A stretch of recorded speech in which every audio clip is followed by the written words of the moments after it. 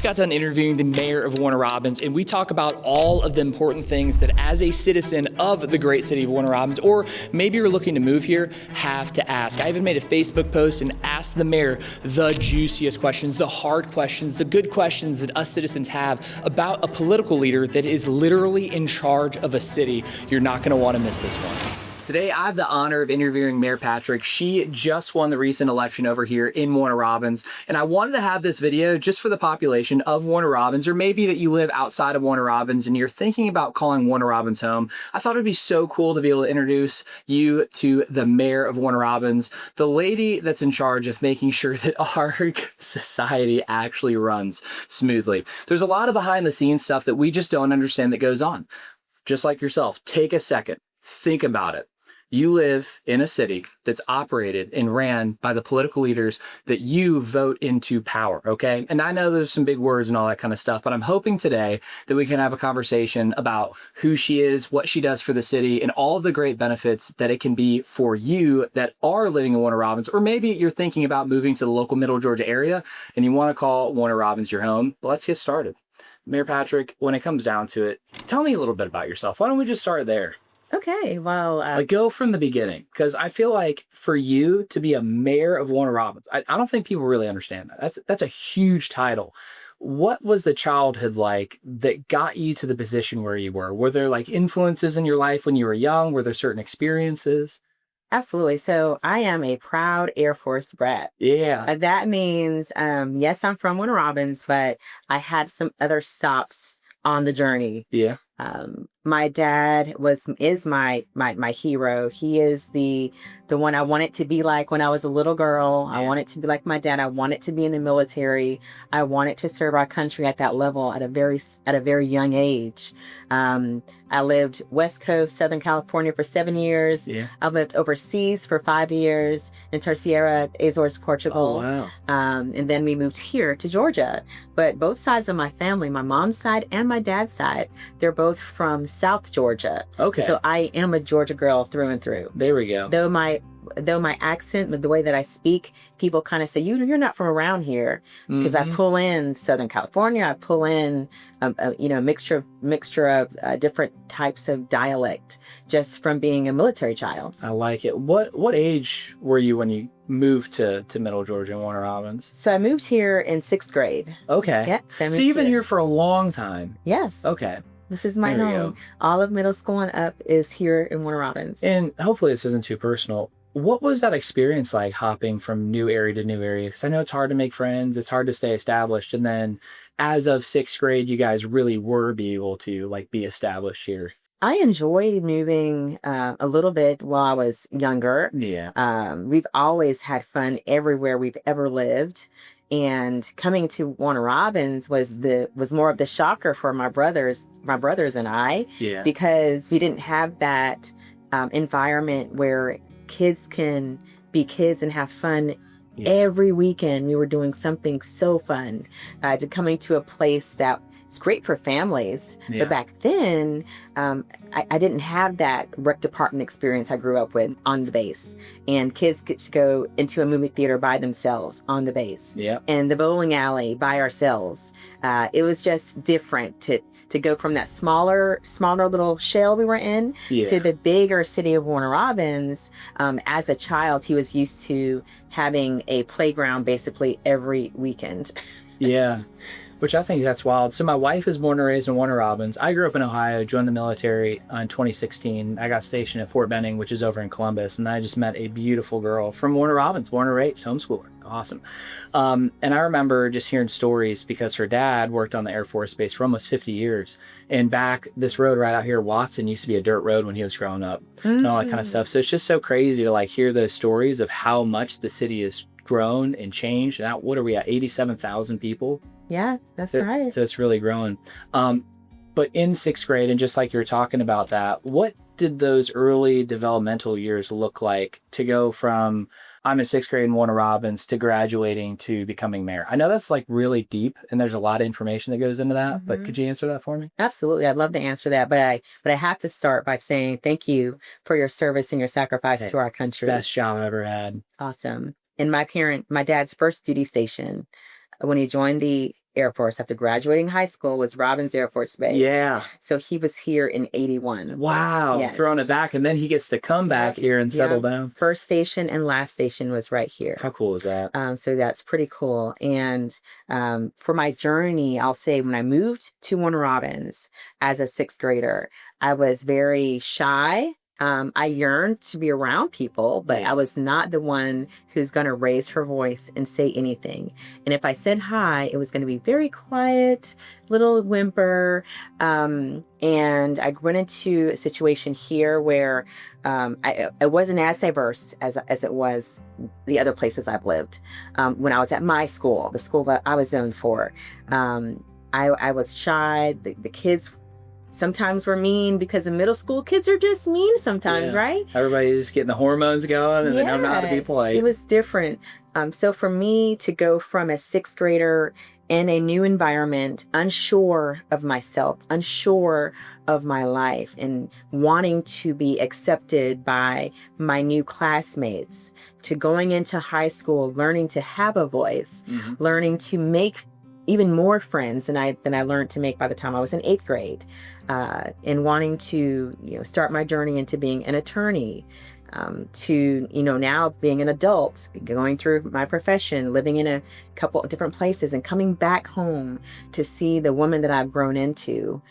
It's just amazing just to see how I was when I came step foot on the soil here to now being elected to lead this city. I'm Which is so no much... small feat. I don't think people realize what responsibility actually looks like at that level. I couldn't even imagine like the thousands of daily things that go on, because like you tell me that story and all of this stuff. What was that pivot point that you went from I am going to have a career that fulfills my personal and like desires, right? Possibly being an attorney, because like that's what you want to do. You want to go to school. This is what I want to do.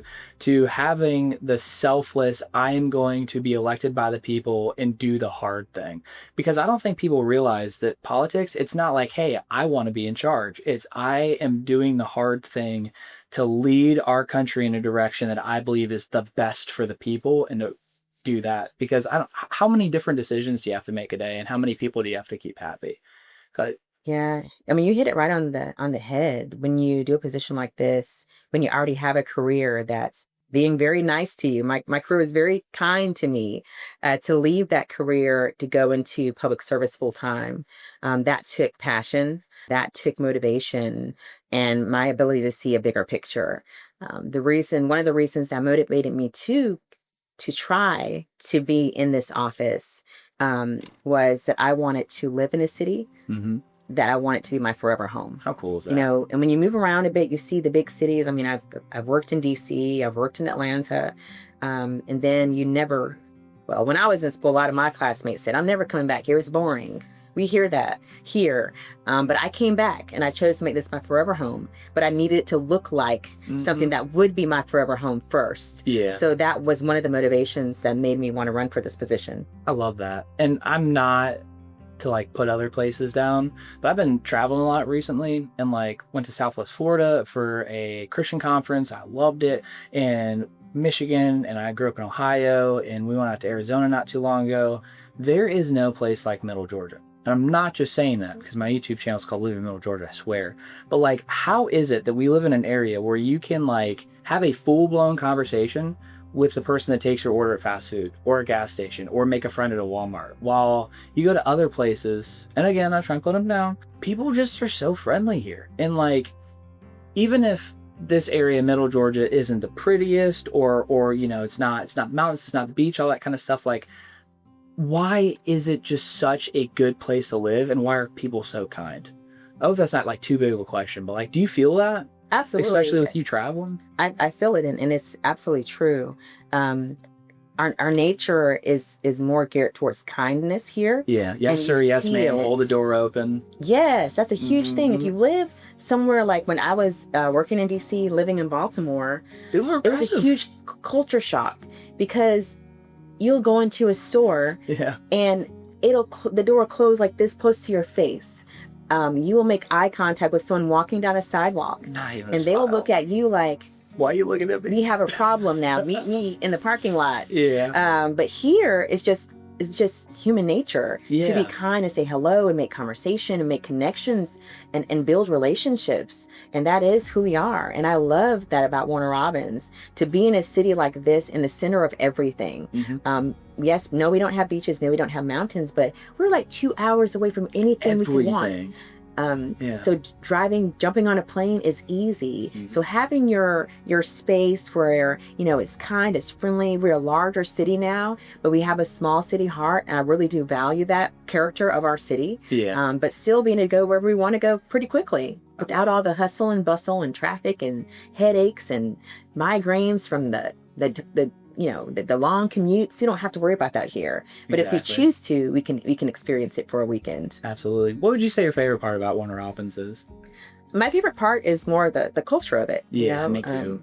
We are coined as an international city by the state of Georgia. You know, when we came into existence 82 years ago. And why was that? Like, why do they call it the international city? We were Just coined diversity, or? Right. We were called the international city because I guess we were birthed out of World War II, and we had a lot of different nationalities who were here because of Robins Air Force Base. Yeah. And that was the name we were given. That our biggest part of our economy is Robins Air Force Base. So people paid attention to who worked at Robins and who came here because of Robins, and it brought so many cultures here because of that base. And we received our name as the international city. Now there are other cities who will claim that now as the international city, and I don't object. But I always say, officially, we are Georgia's international city, and we really like to lean into that part of our identity and embrace it and really, bring more attention to the different cultures here. But I love the diversity. Like I told you, I grew up diversity my whole entire life. I love like I said, the small city heart, but the big city surrounding. I love that about this place. I think that was one of my favorite things about joining the military was like growing up Northeast Ohio, not being around like anybody except for like where I was at like that school, to literally every single person coming from different cultures. I remember this guy named Venezuela. I don't know if that was his real name, but that's where he was. He was getting his green card and joining the United States military and coming in. And like some of my greatest relationships and friendships and how kind people were people that came from all different types of backgrounds. And that's definitely another thing when it comes down to Robins Air Force Base. And maybe you can dive into that. Because I think this was the latest data. It was like 2024. Like the base produced like $4.3 billion. It's the largest industrial complex here in the state of Georgia. And so many people come here for the base. And it might not have like a super huge military population, but there are so many civilians that work on the base. And so many people are going on usajobs.gov and getting jobs here and traveling from all over the United States. But something too, maybe you can dive into for us, is I'm not only seeing a lot of people like traveling here to move here for good jobs that pay well, but I'm seeing people stay. And I cannot tell you how many military members I'm seeing that even when they finish their last duty station, if they were stationed at Robins, guess where they're moving? To retire. Here.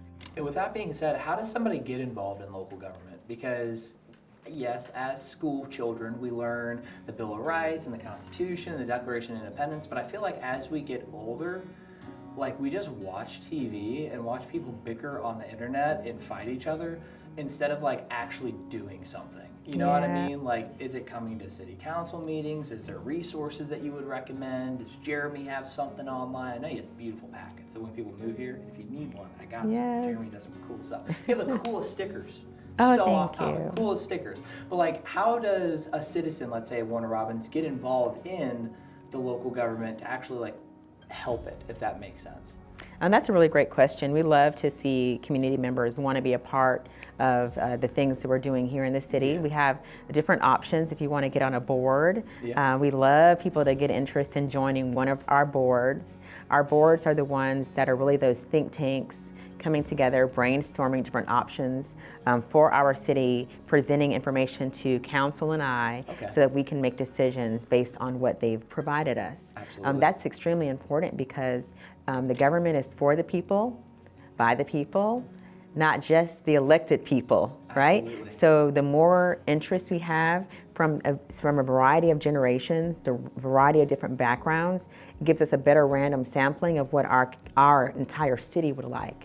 So I'm very adamant about looking at all the different categories that make up our city and trying to see those categories represented on all of our boards and committees. So if you want to be involved in those things, there are interest packets to be in our board.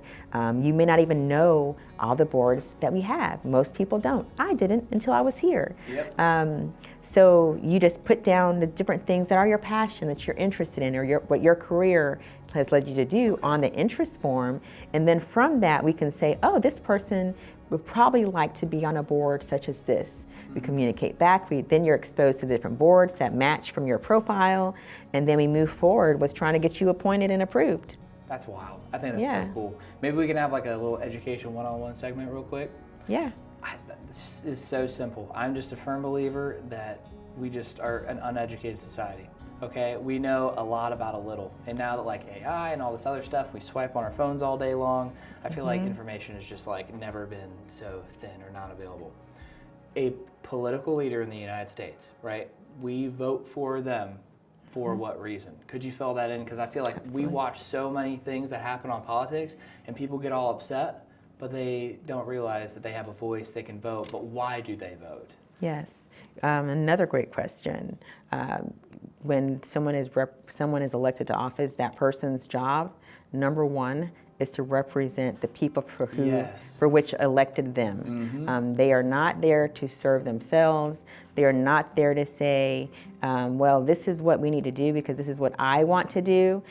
You have to communicate, have those discussions so that you can hear what the majority of your public would like to see you do, because you are representing their best interest, and that's what it should be at all times. I love that. And you wouldn't get elected in that position if they didn't vote for you. So when you're making decisions, I think that people fail to realize that it's not your personal opinion or your personal beliefs of what's going on, but those that elected you, you have a very specific duty and you have to follow through with the commitments that you made to them. And the cool thing is, this is your second term in office. So obviously you're following through with the commitments that you made to your people, and things are actually changing.